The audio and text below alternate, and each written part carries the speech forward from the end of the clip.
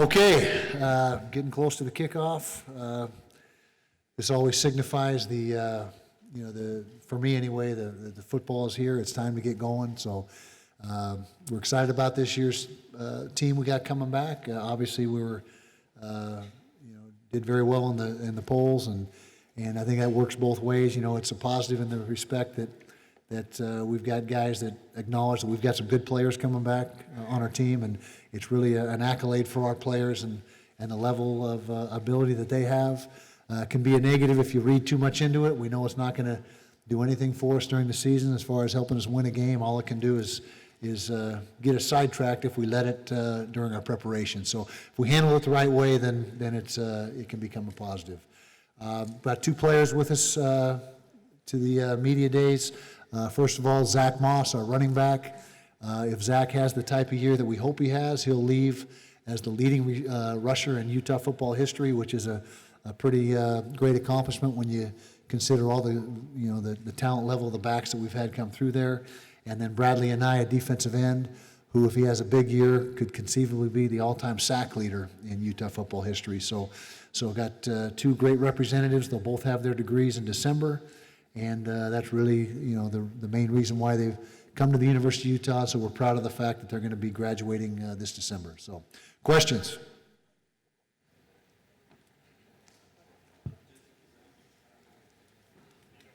Good. I don't need these anymore, right?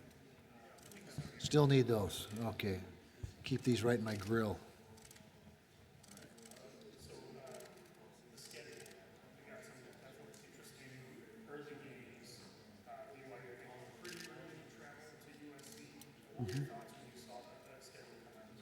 Well, first of all, we never fret too much about the schedule because we have no control over it in a lot of respects.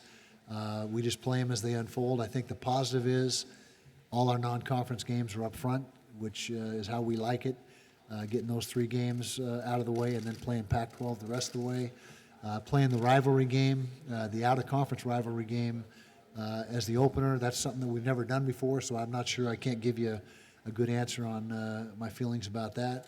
But I know last year it was very odd to play that game at the end of the season after you've played the Pac-12 schedule, then play that game, then go to play a championship game. So that seemed a little bit out of place. But the rivalry game being the opener certainly has the attention of our players. But we go about our business the same way as we always do throughout the course of fall camp and getting ready for the season.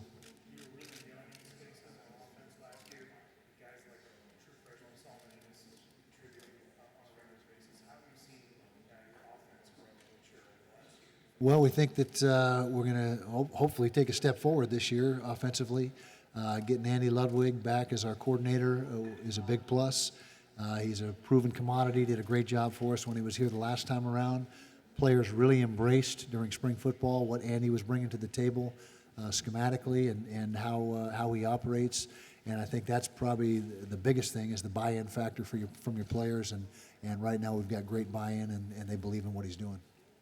Coach, obviously being a projected favorite in the South, but how do you not allow that to be a distraction for your team and stay focused on your job at hand? Yeah, that's we started these discussions with our players 2 or 3 months ago that because we felt that we were going to have some preseason hype and that type of thing, and so we wanted to make sure that we got out ahead of it and talked to our players about just ignoring the noise and just staying focused.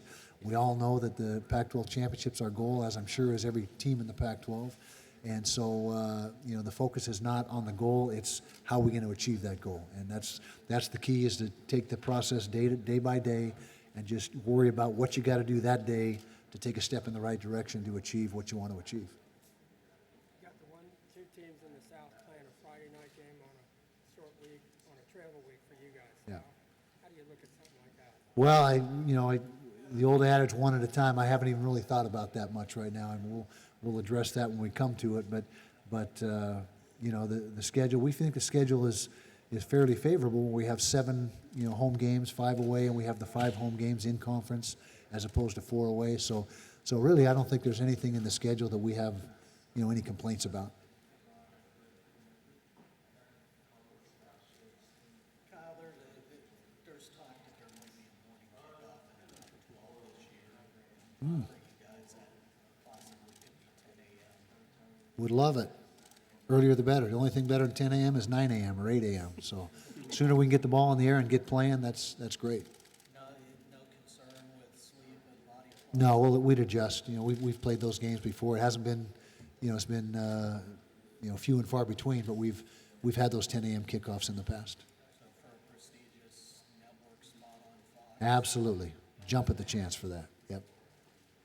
Have there been discussions with the school yet? Not to my knowledge, but I'm just focused on getting the team ready. There may very well have been discussions, but not that I'm aware of. Coach, you brought back offensive coordinator Andy Ludwig, who's been with you before. What are some of the things that you liked that he was able to accomplish at Vanderbilt? Well, I think Andy's had success everywhere he's been. I know he has. And last time around, the 08 season, we were 13-0. The last time he coordinated our offense, and so I've got a great deal of respect for Andy. We're very similar in the way we approach the game. There's a lot of compatibility there, and he's a meticulous, detail-oriented guy, which fits right in line with the way I operate. And you lost 2 linebackers from your defense. Can you speak on some of the transfers like Manny Bowen from Penn State and some of the other guys expected to fill into those roles? Yeah, we had a ton of production that we lost with Chase Hansen and Cody Barton departing. Great players for us, great leaders for us. But we feel like we got a chance to be pretty good there again this year with Manny Bowen and Francis Bernard, both of them transfers into the program. Manny has not played for us yet. You saw what Francis could do last year. He got extensive playing time. And so we think between those 2 guys and Devin Lloyd, who's been in the program, this will be his 3rd year now, we've got a good nucleus to start with at that linebacker spot.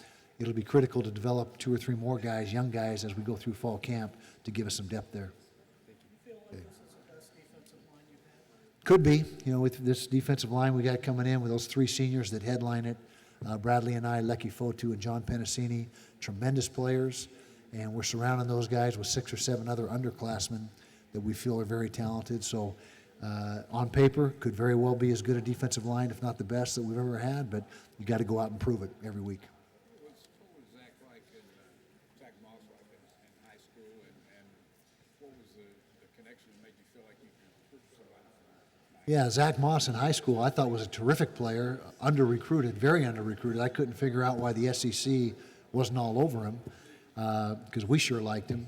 We call them the Hollandale Trio, Zach Moss and Tyler Huntley, our quarterback, and Damari Simpkins, our wide receiver, all the same graduating class from the same high school.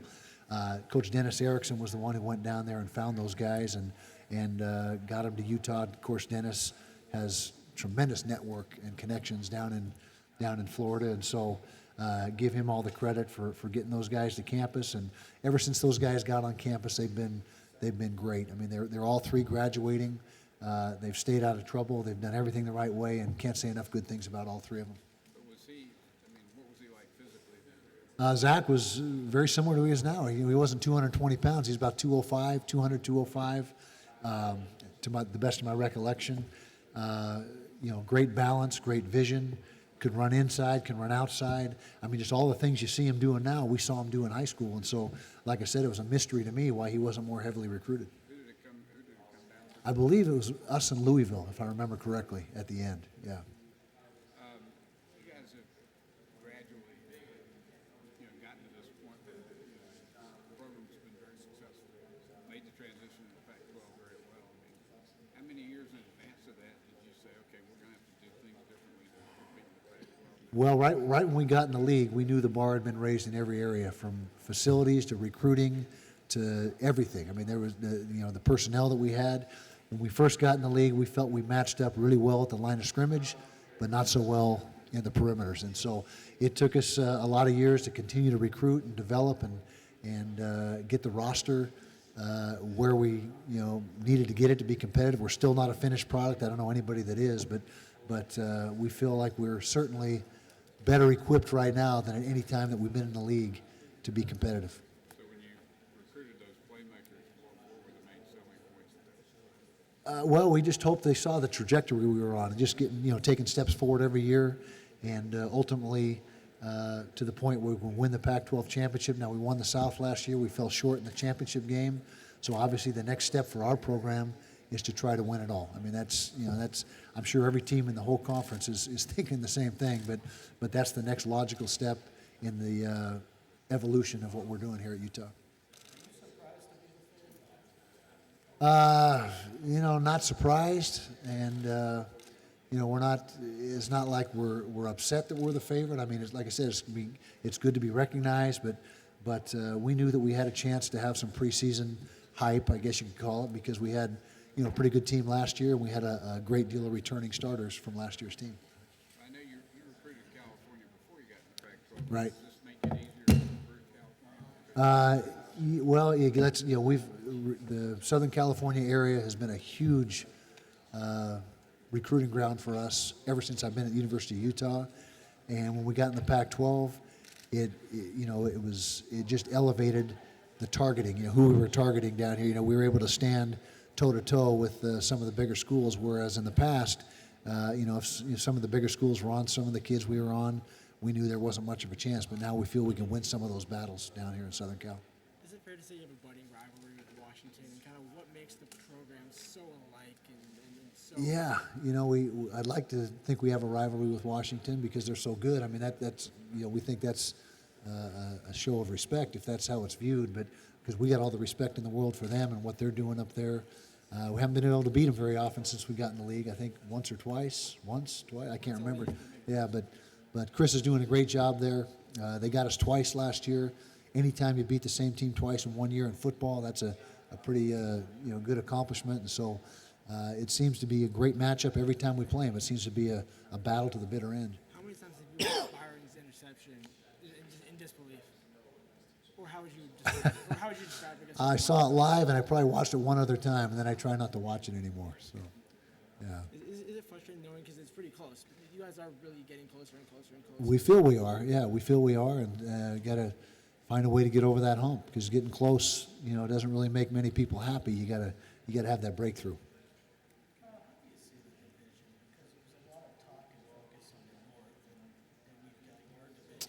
Yeah. You're the dean of coaches. And you got 4 of the 6 who are in their first or second year. Yeah. Well, the North, for the past several years has won the, in fact, every year but one, they've won the championship game. Is that right? So, if you want to get more respect, you got to win more games. And so I think that, we've got good football in the South. We've got good coaches. We've got very good players. But in order to, be more in the conversation, I think we've got to have a better showing in the championship game.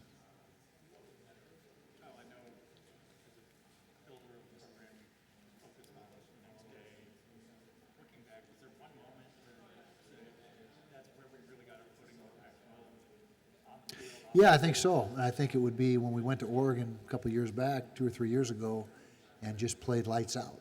And just, it was like, because they're a heavyweight. Oregon is a heavyweight in the Pac-12. There's no doubt about it. They're a quality program. They're winners.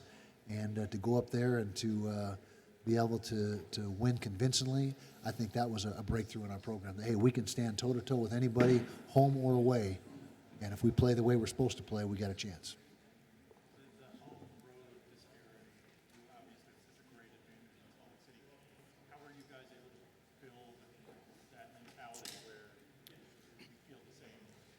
Yeah, in order to win championships, you got to win on the road. I mean, you got to win at home. That's a given, but you got to win on the road to win a championship. And we take the us versus the world mentality on the road. It's circle the wagons, and that's kind of the approach we've taken. And nothing better than to be on the road. And in the fourth quarter, the stadium's emptying out, and you've got a victory, and 75 players have shut up 60,000 fans. That's not a lot more gratifying than that.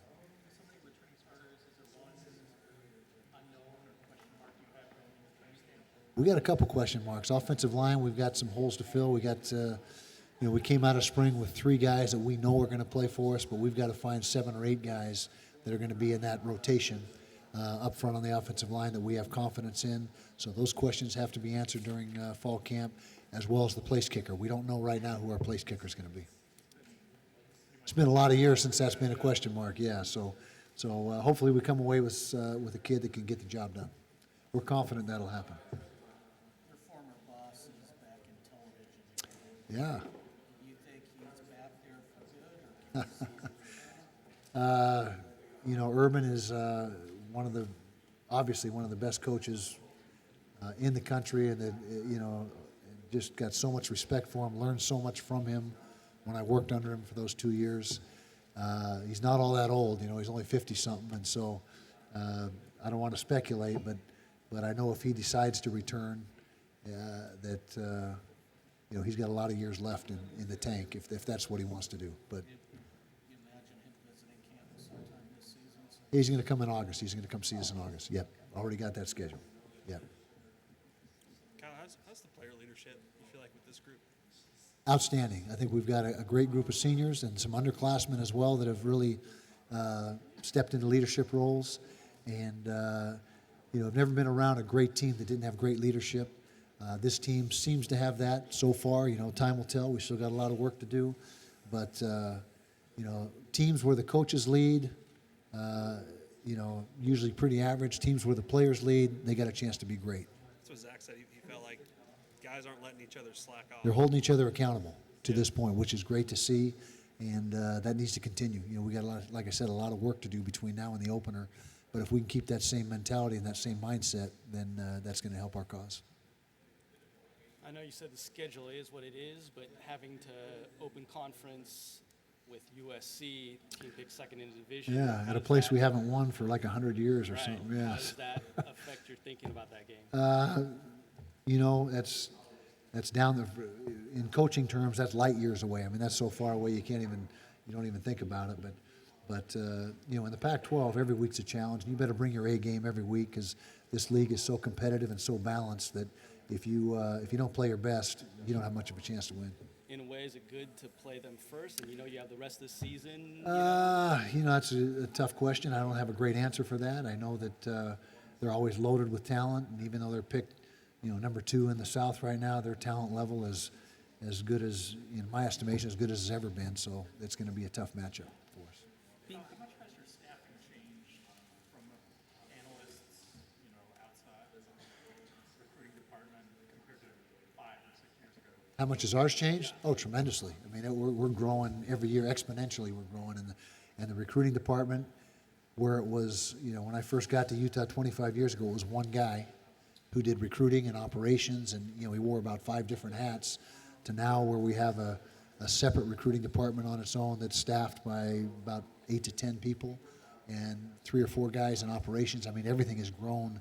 In fact, we moved into our building, brand new building 5 years ago, thought how are we ever going to fill this place up. Now we're out of offices and scrambling to try to find places to put people. So it's definitely grown, and I think everyone pretty much is experiencing the same thing. Yeah, there is a saturation point. Yeah, there is, and I think we're reaching to the point where that might start to creep in. But the one place that you can always use the help is recruiting. I mean, that's the more eyes you have out there and people studying film and scouring the country for talent, that's the place where you can really utilize extra help, coaching wise and administrative wise. I mean, you can't get too many people there, and it just seems like everybody's underfoot, and you got too many bodies. But I don't think we're to that point. I don't want to paint that picture, but you can get to that point. Along those lines, do you have someone assigned to the transfer portal? We do, absolutely. Watches it every day, and he reports to me. And the transfer portal is not really well organized. It's just kind of haphazardly put in there. It's not broken down by position or anything. There's no real systematic approach to it. They just throw names in there, and so it's a tedious job. But to answer your question, yeah, we have a guy that is the portal expert, I guess you could say, that has his eye on it every day. Do you see that changing your roster management, like maybe leaving Absolutely. It changes the thinking there. And in years past, we've tried to fill up every year or every signing date, by the second signing date, which now there's 2 signing dates.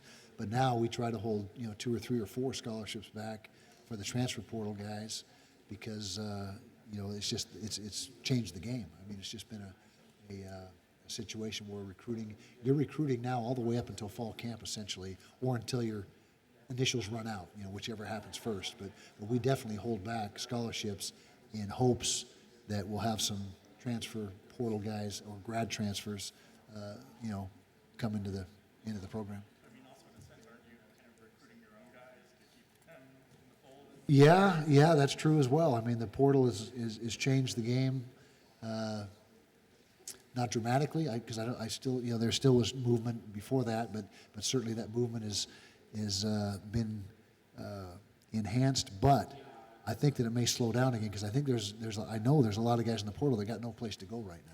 The portal is still stocked with guys that don't have any place to go and they can't go back to their original institution because most coaches take the same stance that we do.